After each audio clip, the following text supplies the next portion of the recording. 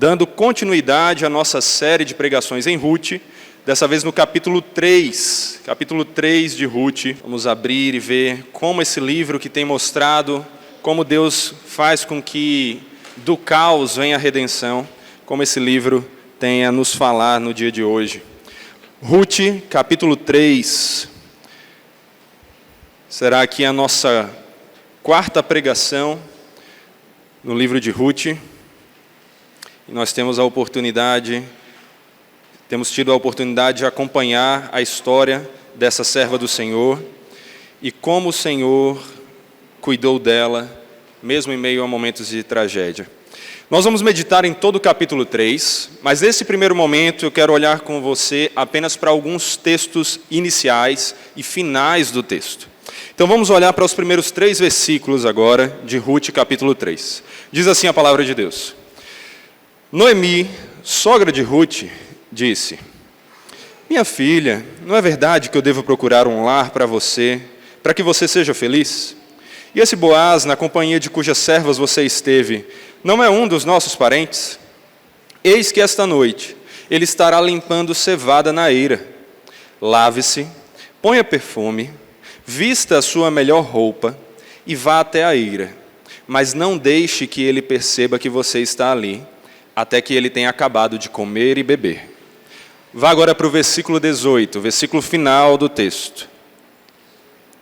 Então Noemi disse: espere, minha filha, até que você saiba em que darão as coisas, porque aquele homem não descansará, enquanto não resolver este caso ainda hoje. Você vê no texto 2 ações principais.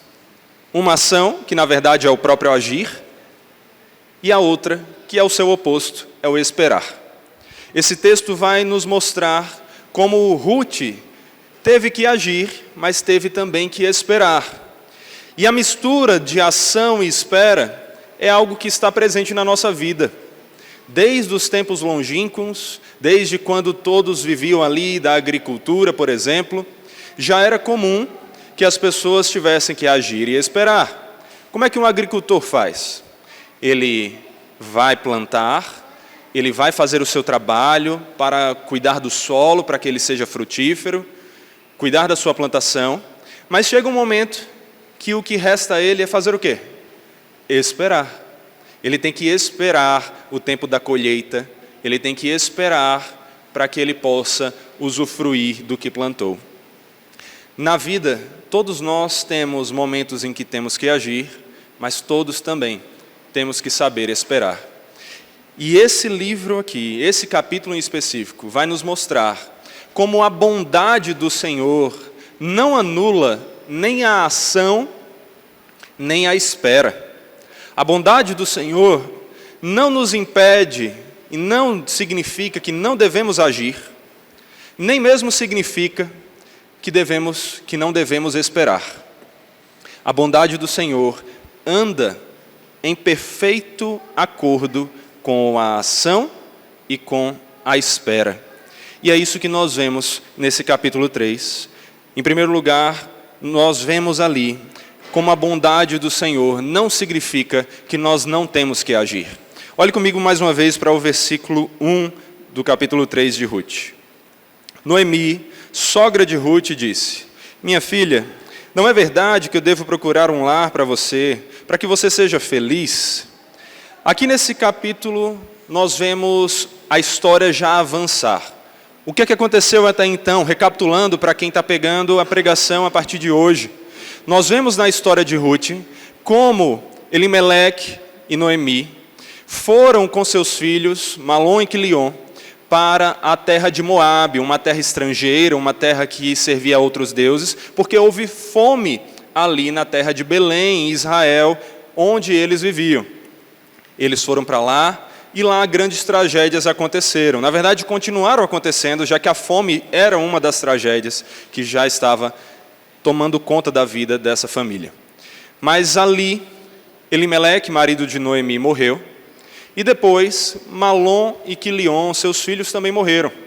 Mas não antes de terem casado com Orfa e com Ruth, duas estrangeiras, duas moabitas, que estavam ali naquele contexto com seus próprios deuses, como o texto vai nos mostrar.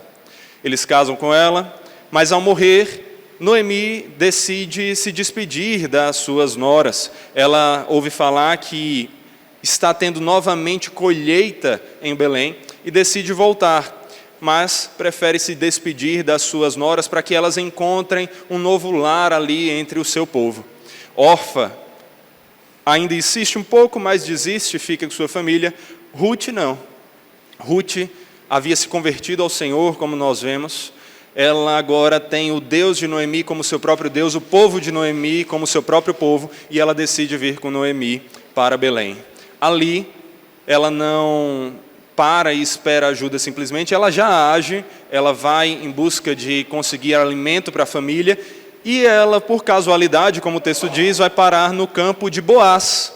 Mas essa casualidade, nós vemos, não era nada casual, não era acaso, era a providência de Deus agindo em todas as circunstâncias. E nessa situação, ali estava presente um parente de Noemi que poderia ajudá-los. Boaz já demonstra sua bondade, já cuida delas, já dá ali alimento para elas. Mas agora Noemi, reconhecendo essa bondade de Boaz, vê nele uma oportunidade de uma bondade ainda maior para com Ruth, que havia sido tão fiel a ela, e até mesmo para com ela e com a sua família. E então ela vê aqui em Ruth a necessidade de conseguir um lar para Ruth, conseguir um marido para ela. Olha o que é que diz o versículo 2.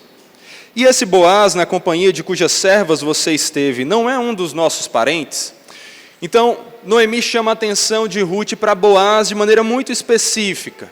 Ela não está mais falando apenas do campo de Boaz, mas ela está falando do homem. Boaz como um parente que poderia fazer diferença na vida delas. E aí o versículo 2 continua. Eis que esta noite ele estará limpando a cevada na eira. Lave-se, ponha perfume, vista sua melhor roupa e vá até a eira. Mas não deixe que ele perceba que você está ali, até que ele tenha acabado de comer e beber. Quando ele for dormir, repare bem o lugar onde ele vai se deitar. Então vá, descubra os pés dele e deite-se ali. Ele lhe dirá o que fazer. Aqui, na intenção de ajudar Ruth, nós vemos Noemi traçar um plano bem arriscado. Esse é um texto que você lê uma primeira vez e você fica, o que é que está acontecendo aqui? Todo mundo pelas risadinhas, todo mundo já está com seus pensamentos. Mas vamos primeiro olhar para o contexto geral. Como o comentarista John Walton diz, essa ceifa que está acontecendo ali era geralmente feita no final da tarde, quando a brisa havia melhorado após o calor do dia. E em meio a esse calor que nós temos passado esses dias, nós sabemos bem a importância de uma brisa. O processo usava um garfo com pontas em um cabo longo pelo qual o grão debulhado era jogado no ar. A brisa soprava a palha mais leve a uma curta distância, que era recuperada mais tarde para ser usada como forragem, enquanto o grão caía de volta na eira. A eira geralmente ficava em uma área aberta para aproveitar ao máximo a brisa. Então é por isso que Noemi está falando de Ruth ir até o campo de Boaz nesse horário, nessa situação, porque ela conhecia o contexto e como as coisas eram feitas. Era nesse lugar que Boaz estaria. E Noemi diz para Ruth se arrumar da melhor forma para ir se encontrar com ela. Diz basicamente, Ruth, coloca aí um Dolce & Gabbana, escolha um lookinho aí da moda, vá lá, se arrume da melhor maneira e vá se encontrar com o Boaz. Esse tipo de descrição, na verdade, esse tipo de perfume que é citado aí, e toda essa arrumação, é semelhante ao preparo que uma mulher tinha para o seu noivado, para o seu casamento.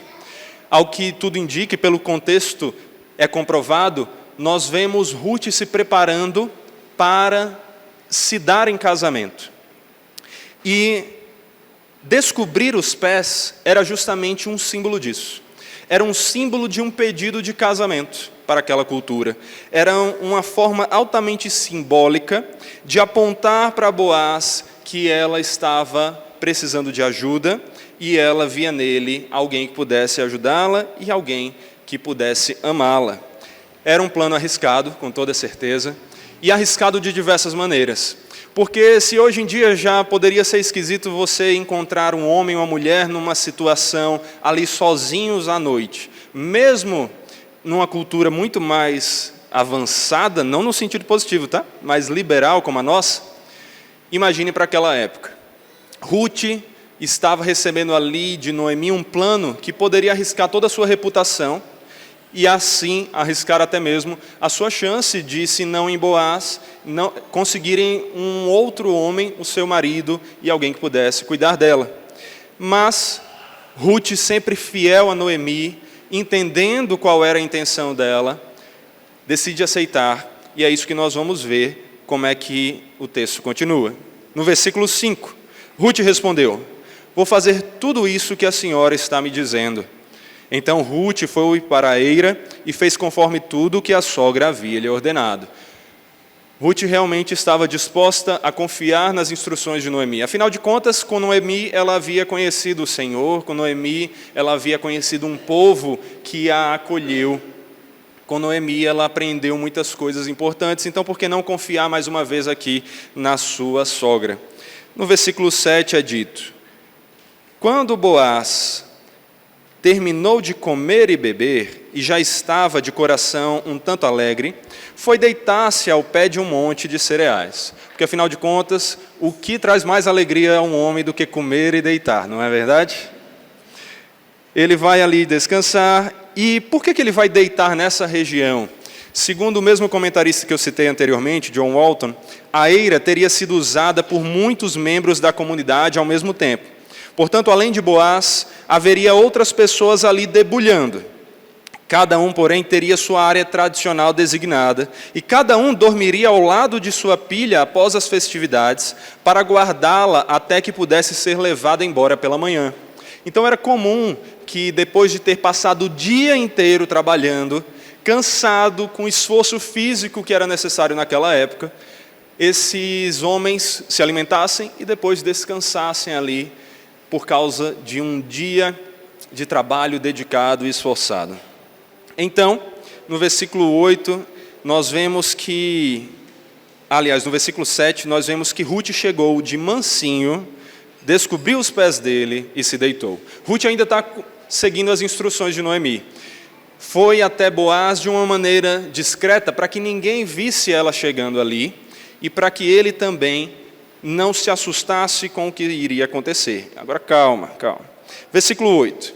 Aconteceu que no meio da noite, o homem se assustou, deu certo o susto aqui nesse sentido, e sentou-se, e eis que a mulher estava deitada aos seus pés. Perceba, o que é que Boaz estava fazendo? Dormindo. E estava dormindo tão pesado que ele se assusta com a mulher aos seus pés no meio da noite. Ao contrário do que alguns, então, tentam defender aqui, não há nada de contexto de relação sexual aqui. Eles não se deitaram juntos para ter relação sexual. Aqui nós temos que olhar para o texto segundo o seu contexto cultural e não segundo o nosso. Ter a relação sexual ali naquele momento seria pecado. As Escrituras como um todo mostram que o casamento é bênção de Deus e o sexo é uma bênção de Deus exclusiva para o casamento. Então perceba, o cristão ele não deve olhar para o sexo como um tabu, que nunca pode ser falado, que nunca pode ser comentado, que a gente fala com vergonha. O sexo é bênção de Deus, mas ele é bênção de Deus num contexto específico e exclusivo. Casamento. Aqui, se eles tivessem tido relação antes do casamento, eles estariam pecando. Não é isso que o texto vai nos mostrar que eles fazem, e isso vai ficar ainda mais claro quando nós avançamos lá para o capítulo 4, como nós faremos na semana seguinte. Mas o que nós vemos aqui é que ela acorda Boaz de uma maneira que ele toma um susto, ele não sabia o que ela estava ali. Então, meus irmãos, o versículo 9 diz: Boaz perguntou: quem é você? Perceba que não tem energia elétrica naquela época, não tem ali uma iluminação fácil de saber, e eis que ele encontra uma mulher ali, ele não sabe quem é. Então ele pergunta: quem é você? Ela respondeu: sou Ruth, a sua serva. Estenda a sua capa sobre esta sua serva, porque o Senhor é um resgatador. A primeira coisa que eu quero chamar a sua atenção aqui é a humildade de Ruth. A maneira que ela se dirige. Ela se coloca diante de Boaz como uma serva. Ela coloca-se diante de Boaz como alguém humilde que precisa de ajuda. Ela não chega na arrogância, como se Boaz que precisasse dela. Ela sabe que ela que estava precisando de Boaz naquela situação. Nós temos que lembrar sempre que é um outro contexto, que ali as mulheres não conseguiam seu sustento de outras formas, sem um marido, sem um pai, sem um homem ali que pudesse prover para elas. Naquela época, uma mulher sem um homem para cuidar dela, facilmente passaria fome ou teria que pedir esmolas.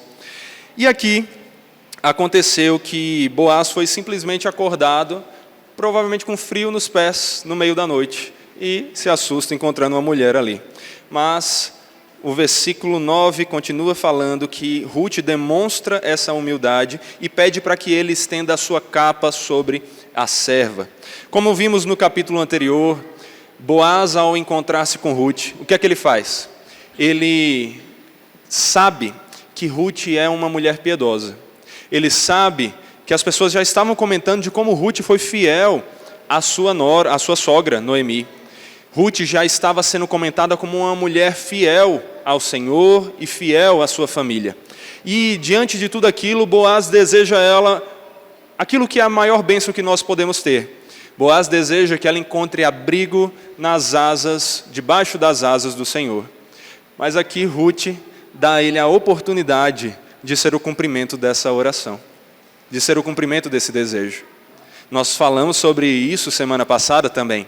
Como Deus usa meios comuns, pessoas comuns para realizar a sua vontade. E aqui Boaz poderia ser um instrumento para que Ruth encontrasse aquele abrigo que ela estava procurando com o Senhor também. É isso que nós vemos nesse texto, e nós vemos a importância, mais uma vez, da expressão resgatador. Temos falado sobre isso em todos os sermões, mas sempre vale a pena repetir, tanto para lembrar, como também para aqueles que ainda não ouviram a expressão. Resgatador aqui era a ideia de um homem que tinha a oportunidade de ajudar parentes que haviam entrado numa situação financeira muito complicada e estavam para perder as suas terras ou haviam perdido as suas terras. É o caso de Noemi, é o caso de Ruth. E então o parente mais próximo era alguém chamado, convocado pela lei para poder ajudar essa pessoa, pagando pelas terras dela, resgatando as terras dela para ajudá-la. É essa imagem de resgatador que Ruth fala aqui com Boaz, mas não é somente essa, por todo o contexto, pela maneira que ela fala do cobrir-la com a capa e tudo mais, nós vemos que ela não está pensando nele apenas como um resgatador das suas terras, mas também como aquele que pode cumprir o levirato, a lei do levirato, a lei de que quando uma mulher perdia o seu marido, o parente mais próximo era chamado para então se unir a ela, para suscitar descendentes para o parente que havia morrido. Ela vê aqui então em Boaz não apenas um resgatador das terras, mas um pacote redentor. Alguém que poderia resgatar sim as terras, mas também alguém que poderia casar-se com ela e suscitar descendentes para a sua família. Quando nós vemos Boaz aqui então falar dessa bondade de Ruth, nós não estamos olhando para uma questão diferente como veríamos na nossa cultura. Observe mais uma vez aqui o versículo 10. Que você seja bendita do Senhor, minha filha. Você se mostrou mais bondosa agora do que no passado, pois não foi procurar um homem mais jovem, fosse rico ou fosse pobre. E agora, minha filha, não tenha medo. Tudo o que você falou, eu vou fazer. Porque todo o povo da cidade sabe que você é uma mulher virtuosa. Eu quero que você preste muito bem atenção aqui. Não olhe para Boaz como um velho da lancha. Não olhe para Boaz como aquele que Ruth está procurando se aproveitar. Você precisa entender todo o contexto da época para poder realmente absorver melhor o que é que está acontecendo aqui. Em primeiro lugar, naquela época, era comum mulheres se casarem com homens bem mais velhos. Na nossa época ainda existe um pouco disso, mas naquela era muito mais comum. Era um homem que geralmente era mais sábio e que teria mais condições de cuidar da mulher e prover para a família. Além disso, Segundo a tradição judaica, Boaz provavelmente era sobrinho de Elimeleque, ou seja, ele muito provavelmente tinha uma idade similar à dos filhos de Elimeleque, como Malom, que foi esposo de Ruth. Então, ele não deveria ser tão mais velho assim do que Ruth. E em terceiro lugar, aí é que está o foco. Você tem que olhar para esse contexto e perceber que aqui Ruth não é uma gold digger, como diz a expressão americana, uma garimpeira, uma caçadora de ouro, uma interesseira, como nós diríamos. Ela não está em busca de alguém pelos seus recursos, ela não está em busca de alguém pela sua juventude. O que é que Boaz está falando então dessa bondade de Ruth? É que ela não foi em busca de alguém mais jovem, o que ela muito provavelmente poderia conseguir, segundo a expressão de Boaz. Ela também não foi então em busca de aparência, de beleza simplesmente. Ela não foi em busca de alguém que fosse rico ou pobre, ela não está interessada na riqueza. Entenda o que vai acontecer. Porque ela poderia encontrar um outro homem que também tivesse posses. E talvez fosse até um jovem e com posses. Mas ela não foi atrás. Ruth é descrita como que tipo de mulher pela Escritura? Uma mulher piedosa. Uma mulher que, como Boaz mesmo vai dizer, era conhecida em toda a cidade como virtuosa. Na verdade, segundo a maneira que a Bíblia hebraica ordena os seus livros, o livro de Ruth vem logo após Provérbios. Então Provérbios termina ali em Provérbios 31, falando, mulher virtuosa, quem a achará? E logo em seguida vem Ruth e Boaz dizendo, você é uma mulher virtuosa. Toda a cidade sabe disso. E aqui então, nós vemos não uma mulher interesseira, não uma mulher que quer se aproveitar, mas uma mulher piedosa. Por quê? O que é que Ruth quer fazer aqui? Ela não está interessada na beleza, ela não está interessada nas riquezas. Ruth havia se convertido ao Senhor e havia aprendido, segundo a lei que o Senhor tinha dado ao seu povo, que deveria conseguir um marido que suscitasse descendência para o seu marido que havia falecido. Ruth está aqui querendo suscitar descendência para Malom, suscitar descendência para Noemi.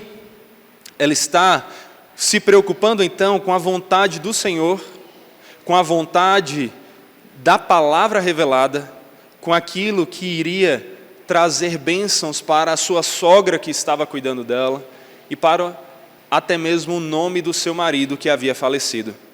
Ela não escolheu qualquer homem, ela poderia ter escolhido, pelo que Boaz mesmo dá a entender, um homem mais jovem, um homem mais rico, mas ela escolhe um homem que era um parente próximo da família e que até então é o parente mais próximo que ela conhece, como aquele que poderia suscitar descendência para a família de Noemi e para o seu falecido marido.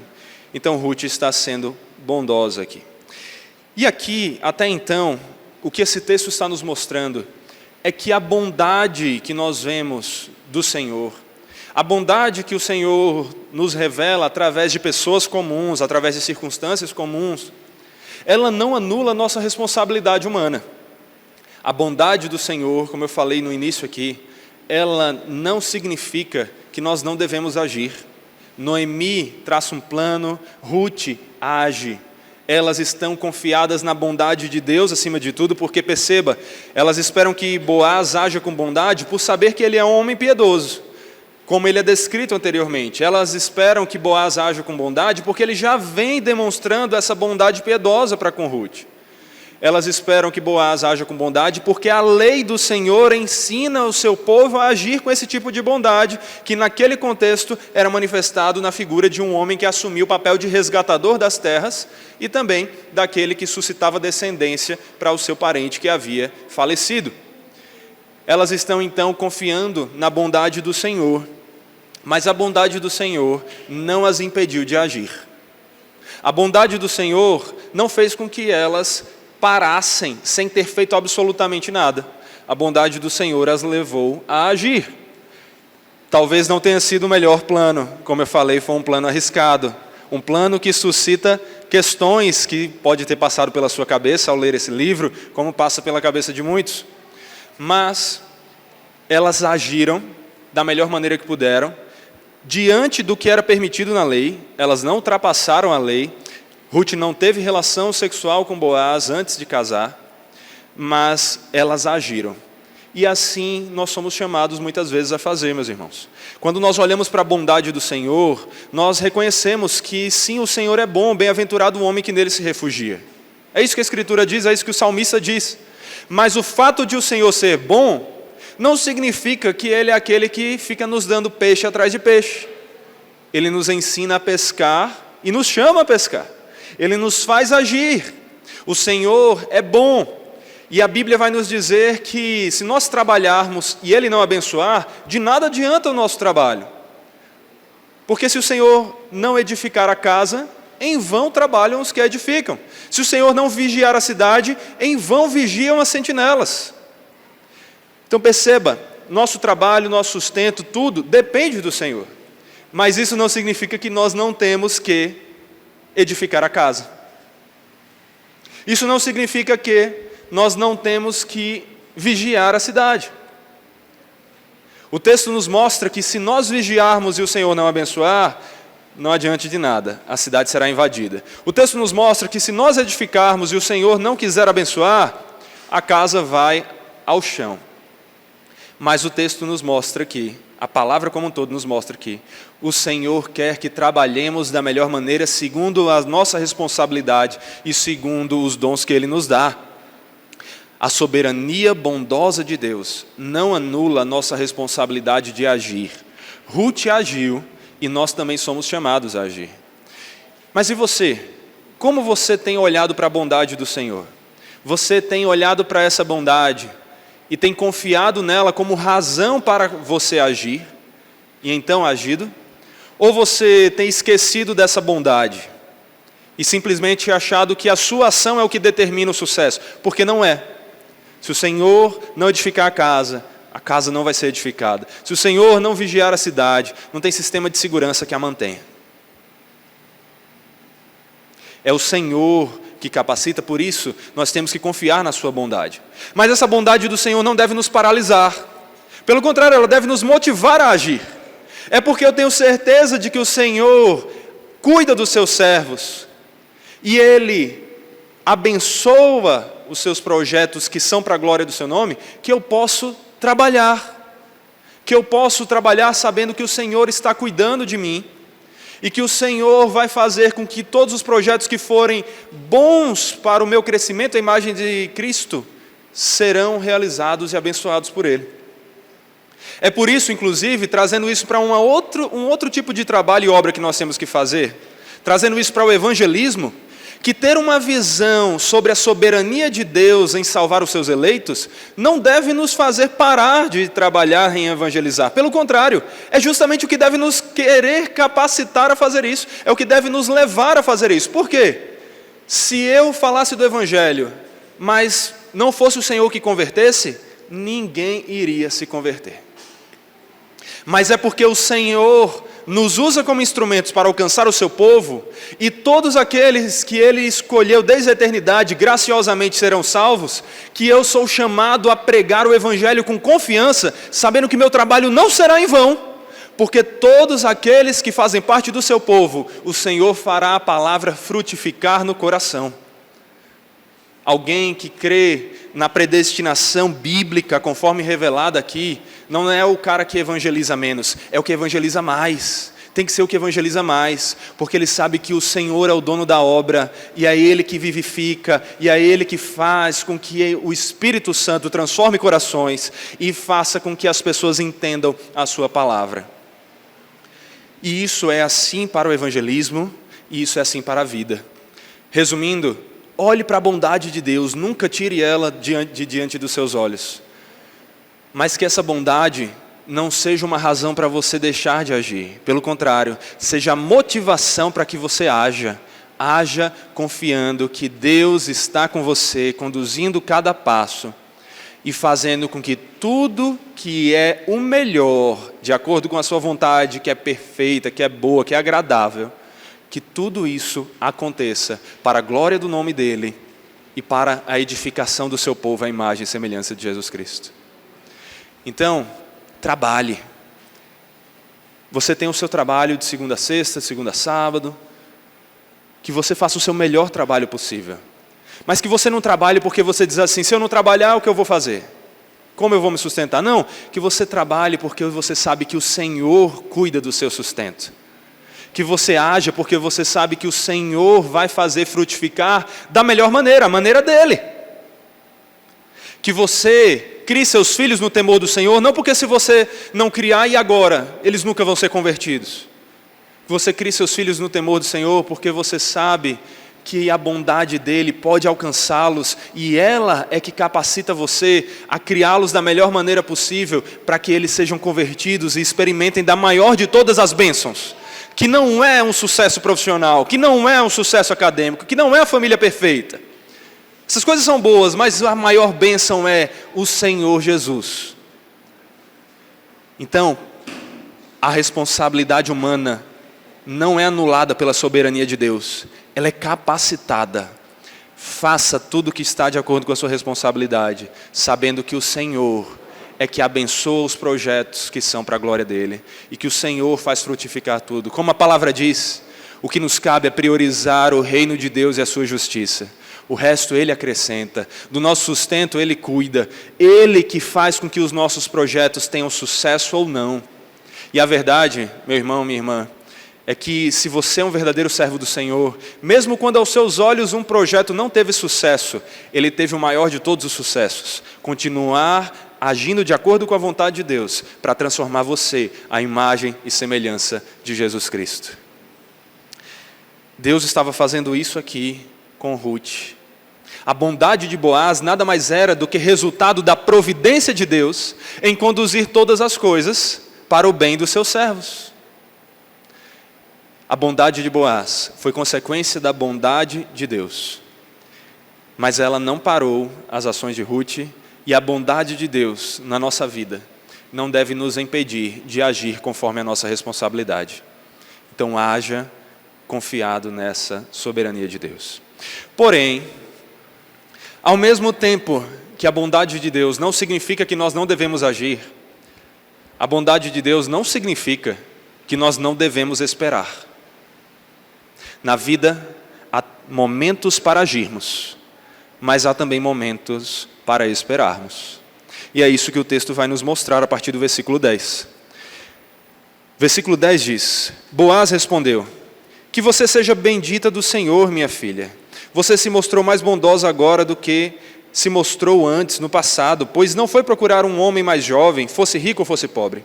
Agora, minha filha, não tenha medo, tudo o que você falou eu vou fazer, porque todo o povo da cidade sabe que você é uma mulher virtuosa. Sim, é verdade que eu sou o resgatador, mas há ainda outro resgatador que é parente mais chegado do que eu.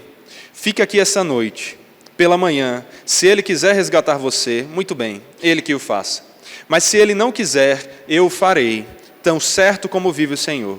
Deite-se aqui até amanhã. Ruth agiu, não agiu? Ruth fez o que ela podia, seguiu com o plano de Noemi, agiu de acordo com o que era permitido diante da lei, e ela até mesmo fez algo que não era pecado, mas era diferente para a cultura. Ela se ofereceu em casamento, ela pediu o casamento. Mas, qual foi a resposta de Boaz? Foi uma resposta bondosa, foi uma resposta graciosa, foi uma resposta que disse: olha, eu vou agir, com certeza eu vou agir. Boaz reconhece aqui que Ruth não era mais uma moabita que adorava os seus deuses. Boaz reconhece que Ruth agora era uma mulher virtuosa, ela havia escolhido o Senhor dos Senhores, ela agora era uma mulher temente a Deus, e é por isso que agora ele está disposto a casar com ela, ao contrário do que muito provavelmente aconteceu com Malom e Quilion, os filhos de Noemi que se casaram com Orfa e com Ruth, enquanto ainda eram moabitas, enquanto ainda estavam adorando seus deuses.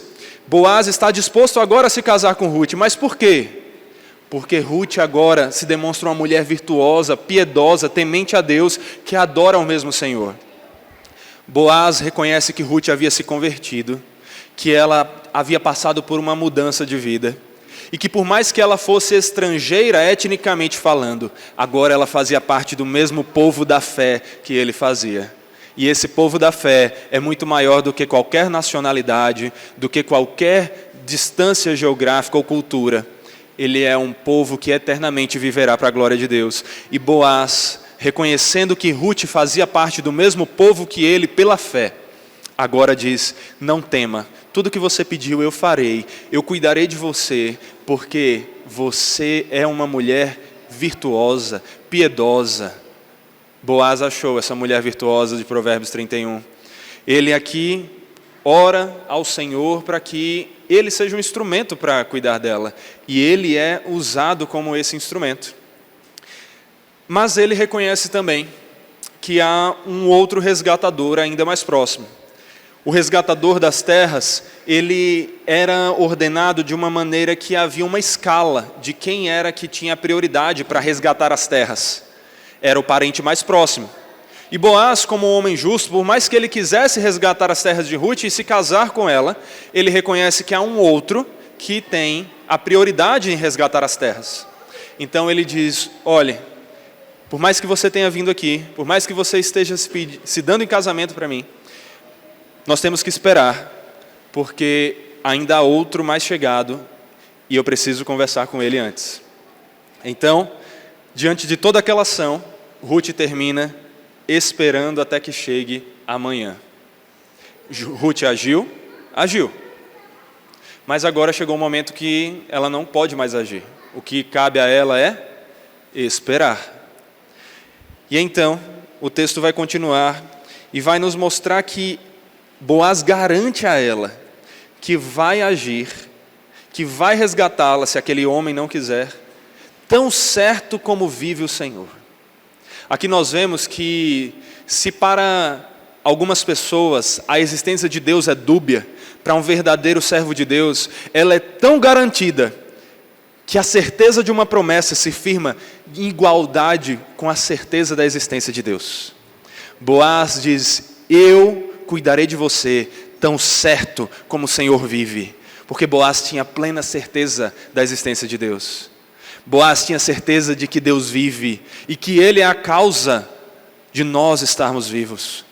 E então, aprendendo com esse Deus que vive, e o Deus que é bondoso e demonstra sua graça através de doces promessas, Boaz também faz uma doce promessa aqui a Ruth. Ele diz: eu cuidarei de você, tão certo como vive o Senhor, se isso me for possível. Boaz garante aqui que tudo que ela precisa agora é esperar enquanto ele faz o que pode em relação a isso. Mas quando a gente fala de espera, na sociedade do Rivotril, na sociedade da ansiedade, o que aqui aparece são os nervosismos, a perna balançando, as preocupações, as angústias. Nós não sabemos esperar, não é verdade? Quando você é pai de uma criança pequena, você repetidamente diz para ela: você tem que esperar, as coisas não são no seu tempo. Mas quando somos nós que temos que esperar, aí é outra coisa, não é? Quantas vezes nós ficamos ansiosos ao invés de esperarmos? Quantas vezes nós somos como crianças grandes, umas maiores, outras menores, que não sabem esperar. Você sabe esperar? Esperar circunstâncias comuns da vida. Sabe esperar o pedido do iFood chegar? Sabe esperar o tempo na fila do mercado, na fila do médico? Você sabe esperar pela vontade do Senhor na sua vida acima de tudo? Nós temos dificuldade para esperar, não é? Por causa da nossa incredulidade, muitas vezes o que nós queremos é só agir, resolver as coisas no nosso braço, na nossa força. Mas a vida nos ensina que nós temos que esperar. E Ruth aqui, depois de ter agido, com todas aquelas apostas mais altas nas chances de encontrar um redentor ali em Boaz, não recebe um não, mas recebe um espere. Espere. O como você tem lidado com os esperes que o Senhor tem dado para você? Versículo 14. Ruth ficou deitada aos pés dele até de manhã. Ruth esperou. Mas levantou-se quando ainda estava escuro, porque Boaz diz: que ninguém saiba que uma mulher veio até a eira. Boaz está preocupado aqui com a imagem de Ruth. Boaz não está preocupado apenas em fazer o certo, mas também em não dar aos outros as chances de achar que o errado está sendo feito. Boaz não quer levar ninguém a pecar por fazer julgamentos precipitados e errôneos. Ele quer tomar cuidado com a imagem de Ruth, com a sua própria imagem, e até mesmo para que outras pessoas não tenham uma visão errada e caiam na mentira. E por isso ele diz: olha, assim, fica aqui por enquanto, mas assim que cair o dia, assim que você tiver condições de voltar para casa em segurança, vá, antes que alguém veja. Mas ele diz mais, versículo 15: traga o manto que você está usando e segure-o. Ela o segurou, ele o encheu com 6 medidas de cevada e pôs sobre os ombros dela. Além das suas promessas, Boaz não deixou Ruth sair de mãos vazias. Ele deu ali um suprimento para ela que poderia mantê-la enquanto ela esperava, e também algo que servia de uma demonstração, de um símbolo, de que ele estava disposto a cuidar dela, não apenas em palavras, mas em ações. Por isso ele não despede Ruth de mãos vazias, mas com alimento para sustentar a ela e a Noemi, enquanto for necessário esperar. E Ruth, recebendo aquele alimento, voltou para a cidade. Quando chegou à casa de sua sogra, essa lhe perguntou: como se passaram as coisas, minha filha? Mais uma vez nós estamos falando de espera, estamos falando de ansiedade. E imagine se você fosse Noemi e tivesse traçado um plano desse para sua filha, para sua nora, e estivesse aguardando uma resposta. Hoje em dia uma mãe não sabe esperar nem a ligação de um filho, que ela já fica desesperada. Imagine Noemi naquela época sem nenhum WhatsApp para receber uma mensagem, sem nenhuma notícia para saber o que está acontecendo, e tendo que aguardar por aquela que ela tinha como uma filha. Provavelmente também teve que lutar contra a ansiedade, mas teve que esperar. Noemi também agiu, mas não tinha mais o que fazer. O que lhe cabia agora era esperar. E ela então, assim que encontra Ruth, ela está preocupada, ela quer saber o que é que aconteceu. E o versículo 16 diz: e Ruth lhe contou tudo o que aquele homem tinha feito por ela. E disse ainda: ele me deu estas 6 medidas de cevada e me disse: não volte para a sua sogra sem nada. Ruth conta tudo o que aconteceu, e como uma mulher, a gente tem que valorizar muito essa expressão, porque quando a mulher conta tudo, é detalhe por detalhe, a gente sabe disso. Um homem contando como aconteceu.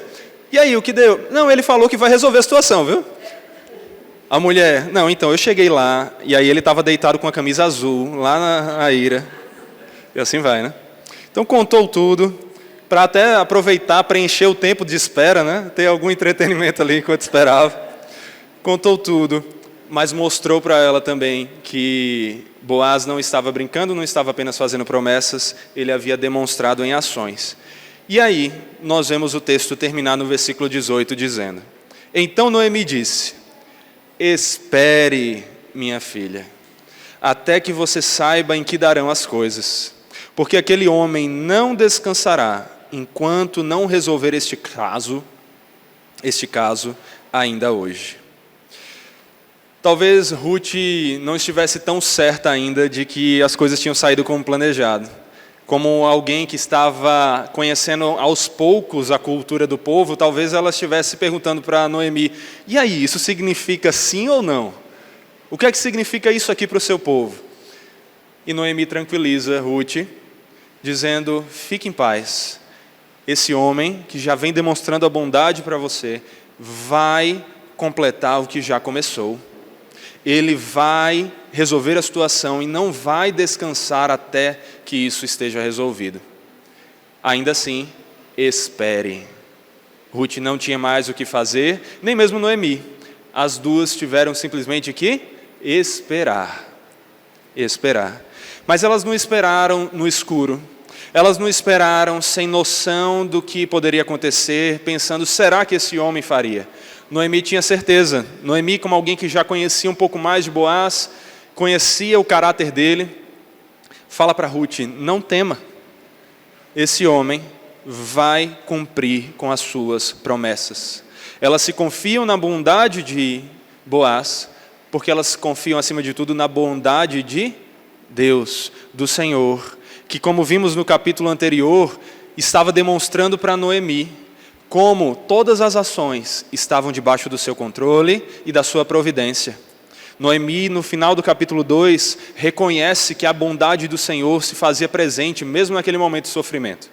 E agora, confiada nessa bondade que estava sendo manifestada pela vida de Boaz, ela tem certeza de que as promessas que haviam sido feitas seriam cumpridas. E assim é o caráter de Deus. Boaz estava apenas imitando o caráter do Senhor. Boaz, como alguém piedoso, que busca imitar o seu Senhor, estava sendo alguém que não apenas faz promessas, mas que busca cumpri-las. Porque Deus é assim. Deus também é um Deus de promessas. E é um Deus que cumpre cada uma dessas promessas, mesmo quando nós precisamos esperar por elas. Isso é assim na vida. Nós temos tantas coisas que nós podemos agir, mas nós temos muitas circunstâncias em que nós temos que esperar. O agricultor age, planta, cuida do seu solo, faz o que pode, mas no final ele tem que esperar na bondade de Deus em fazer aquilo frutificar ou não. É o Senhor que determina o resultado. É o Senhor que determinou o resultado ali, e é o Senhor que determina todos os resultados aqui e para sempre. Nós, em várias circunstâncias da vida, temos que agir, mas há momentos em que nós vamos ter que esperar. Você trabalha e faz o seu melhor, mas se você vai conseguir se manter naquele emprego, se o dólar vai subir muito ou pouco e influenciar todas as economias do país ao ponto de você ter sustento ou não, não é algo que depende de você, é algo que o Senhor conduz todo o macro dos acontecimentos, é algo que você simplesmente espera. O que é que cabe a você? Agir até onde você pode e esperar no Senhor. Mas como inclusive nós falamos no último PG, isso não significa que é para a gente adotar aquela filosofia do fiz o que pude, agora está nas mãos do Senhor. Porque sempre esteve nas mãos do Senhor. Não é que agora está, porque agora você deixou de agir, agora você não alcança. Sempre esteve. Sempre esteve nas mãos do Senhor e sempre estará. Você age de acordo com o que você pode, mas até o que você pode é segundo a ação de Deus. A vida aqui se assemelha em algum grau, sabe o quê? A uma corrida de revezamento. Mas deixa eu explicar para você, porque senão você vai entender justamente o oposto do que eu quero. Como é uma corrida de revezamento? A gente nunca vê isso, geralmente vê nas Olimpíadas, não é? Aquelas corridinhas rapidinhas que o pessoal sai com um bastão, passa para o outro e o outro corre. Então começa a corrida, vai um correndo, a responsabilidade dele é correr o mais rápido que ele pode, e depois entregar o bastão para o da frente, e aí agora o de trás espera, não tem o que fazer, e o da frente vai correr. Tem muita gente que acha que a vida com Deus é exatamente assim. Você faz o que pode, e aí quando não dá mais, aí você entrega nas mãos de Deus, e aí agora é com o Senhor. Tem similaridades, mas não é exatamente assim. Sabe por quê? Porque se a gente fosse comparar uma corrida de revezamento, o Senhor não seria simplesmente o parceiro que recebeu o bastão depois que você correu o que pôde e que vai correr agora para você. O Senhor seria o seu treinador, o Senhor seria o seu equipamento, o Senhor seria a sua determinação, o Senhor conduziria tudo o que você faz enquanto você está correndo. Ele seria aquele que capacita você a correr, ele seria a sua torcida, ele seria tudo que conduz você na sua ação. E também aquele que corre quando você não aguenta mais. O Senhor faz mais do que nós podemos. Há um momento que realmente não tem mais nada, nem uma vírgula que nós podemos escrever ali, determinar. Está exclusivamente nas mãos do Senhor. Mas até quando está nas nossas mãos, até quando nós estamos dirigindo e o volante está nas nossas mãos, ele está nas mãos do Senhor. É o Senhor que conduz todas as coisas. É o Senhor que determina todas as coisas. E nós somos chamados a confiar nesse Senhor que conduz. Não só enquanto nós estamos agindo segundo a capacitação dEle, mas também quando nós estamos apenas esperando nas promessas dEle. Então, você quer estudar para um concurso? Estude, faça o seu melhor. Vá, estude, se capacite. Não falte o culto de domingo para estudar para o concurso, não faz sentido. Não deixe de fazer o seu devocional para estudar para o concurso, não faz sentido. Também não pechinche com Deus, como eu já ouvi literalmente assim da boca de pessoas dizendo: é verdade, eu estou precisando ir mais para a igreja porque eu preciso que Deus abençoe a prova do vestibular que eu vou fazer. Não é assim. Priorize o Senhor. Faça segundo o que você pode fazer, mas sabendo que Ele é que vai determinar os resultados e esperando o resultado chegar. Você faz o seu melhor, você faz a prova, mas depois você espera sabendo que o resultado está nas mãos do Senhor. Você faz isso quando passa por uma entrevista de emprego. Faça o seu melhor, se capacite. Chegue lá sabendo responder que tipo de animal você seria se ele perguntar. Não é assim, entrevista de emprego, né? Tem muita coisa nesse sentido. Saiba responder o que você pode, o que está nas suas mãos, mas lembrando que é o Senhor que determina resultados. É o Senhor que está no controle e é no Senhor que você tem que esperar. Mas eu quero que você olhe para algo ainda muito mais profundo. Porque sim, nas circunstâncias do dia a dia, nós somos chamados a agir. Então haja no seu trabalho, haja nos seus estudos, haja para escolher com quem você vai casar, ou para lutar para manter o seu casamento, para criar os seus filhos, haja em tudo que está no seu, entre aspas, controle, no que está ao seu alcance, ainda que no controle supremo do Senhor. Mas lembre-se de esperar sempre no Senhor. E lembre-se que isso é algo que você já pode confiar, porque o Senhor já fez promessas que você teve que esperar e Ele cumpriu. Sabe quais são essas promessas? Nós vemos o Senhor agindo com suas promessas e realizando elas desde o início. Para começo de conversa, o Senhor sempre deu a sua palavra e ela se realizou. O Senhor disse: haja luz, e o que aconteceu? Houve luz. O homem e a mulher pecaram, desobedeceram a Deus. O Senhor deu uma promessa. Ele disse que um dia viria aquele que pisaria a cabeça da serpente, que destruiria aquele que causou, que influenciou o humano para pecar e por isso vir como consequência a morte. O Senhor deu essa promessa. O que aconteceu? Ele veio. O Messias veio. A promessa de milênios atrás foi realizada quando Cristo veio na plenitude dos tempos, no tempo mais adequado possível. Porque aquele que é fiel para prometer, é fiel também para cumprir.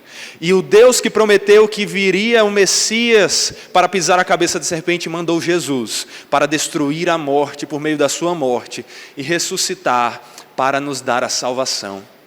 Se hoje nós podemos estar aqui desfrutando da certeza da salvação, é porque o Deus que é fiel prometeu e cumpriu, mesmo que o seu povo tenha tido que esperar. Mas quando foi a plenitude do tempo, o tempo mais apropriado possível, Ele cumpriu. E hoje, nós também ainda vivemos nas promessas do Senhor. Vivemos nas promessas do Senhor para coisas menores da vida, mas vivemos nas promessas do Senhor, porque aquele que era prometido para pisar a cabeça da serpente e pisou, subiu aos céus, mas prometeu que viria para nos fazer viver com Ele em eterna alegria, onde não há mais choro, onde não há mais dor, onde há apenas paz com o Rei da paz. E aquele que prometeu, mesmo que nos faça esperar, na plenitude do tempo adequado para essa promessa, no momento mais perfeito para que isso se cumpra, realizará a sua promessa, porque aquele que começou a boa obra em nós é fiel para cumpri-la no dia de Cristo Jesus, o nosso Senhor. É por isso que a bondade do Senhor não anula nem a ação, nem a espera. Nós somos chamados a agir. Então hajamos da melhor maneira possível. Não porque depende de nós, mas porque o Senhor nos capacita. Mas nós somos chamados também a esperar. Não esperar com medo, não esperar com dúvida, mas certos de que o Deus que não mente, o Deus que cumpre as suas promessas, cumprirá cada uma das doces promessas que Ele nos deu. E um dia veremos a face do nosso Redentor. Boaz foi um exemplo de Redentor. Nós vamos ver que ele redimiu Ruth. Mas por meio da descendência de Ruth, veio o Redentor, Jesus Cristo, Senhor. E Ele é o nosso Redentor. Ele já começou a nossa salvação. Ele já começou a obra de salvação na nossa vida. Ele transformou o nosso coração. Ele nos deu a certeza de que pertencemos a Ele. Ele já nos salvou. Mas Ele ainda vai consumar a sua salvação, nos fazendo ver com os nossos olhos as promessas que hoje vemos pela fé. Um dia desfrutaremos de um banquete com aquele que fez um banquete com os seus servos, com os seus discípulos, e disse que voltaria para ter um outro banquete muito maior. Nós participamos dessa mesa lembrando e esperando conforme nas promessas do Senhor, porque aquele que prometeu é fiel para cumprir. Então oremos a esse Deus. Santo Deus, Deus poderoso, nós te louvamos porque o Senhor é quem nos capacita a agir, e não precisamos agir sozinhos, dependendo das nossas pequenas forças, mas o Senhor nos conduz e nos capacita a fazer tudo o que nos é devido. Mas nós também, Pai, nos alegramos em saber que o Senhor faz mais do que nós podemos fazer, muito mais do que podemos fazer. E nós podemos esperar confiadamente no Senhor, porque o Senhor é fiel para cumprir o que prometeu, porque as tuas promessas irão se cumprir perfeitamente, assim como o Senhor já vem cumprindo cada uma das promessas que já fez. Nos dê a fé e a certeza para esperarmos sem ansiedade, sem preocupação, mas certos de que no Senhor nós temos a certeza de que tudo que o Senhor prometeu vai se realizar. Até lá nós temos a oração, Pai, como um instrumento que equilibra perfeitamente a ação e a espera. Agimos pedindo ao Senhor, mas esperamos sabendo que é o Senhor que vai nos dar o sim ou não, ou o espere, e todos eles acontecerão da melhor maneira, a tua, porque a tua vontade é boa, agradável e perfeita. Nos faça esperar com alegria, confiados em Ti. E que hoje participemos aqui dessa mesa, dessa mesma forma, certos de que o Senhor vai cumprir o que prometeu. É o que nós te pedimos e agradecemos em nome de Jesus. Amém. Amém.